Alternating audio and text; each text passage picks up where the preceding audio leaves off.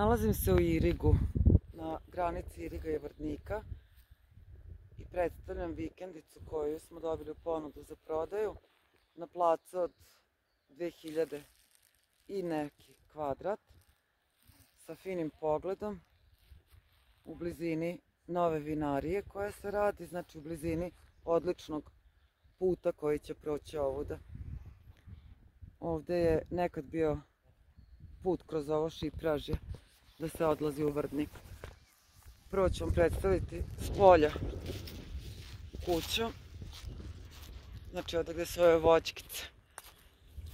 Plac ide skroz gore do onog voćnjaka i delom ovamo ka ovoj šumici, donji deo placa. Kvalitetno je zidana vikendica.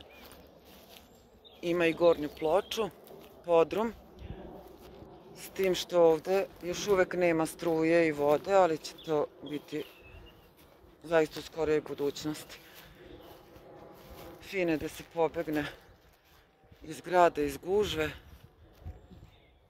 Mirno, tiho, neverovatno da osjetite miris biljaka, što je inače retkost u posljednje vreme u gradu. Ima raznog voća, ima ukrasnog šiblja i sad ćemo ući u vikendicu. Znači ispod ove terase je podrum, lepa velika terasa, pogled fantastičan, cvrkut ptica, zelenilo, priroda, ništa više nije potrebno.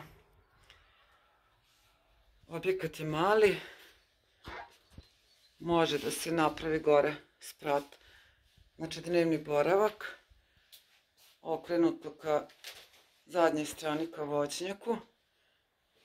Ovdje je jedna soba spavaća, ima čak i kaljavu peć. Malo slatko, prava vinogradarska kućica. I ovdje prostor koji možete da koristite kao kuhinju.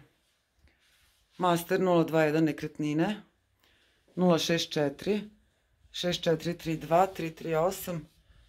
Ja sam Ljiljana Marković, pozovite. Predivno.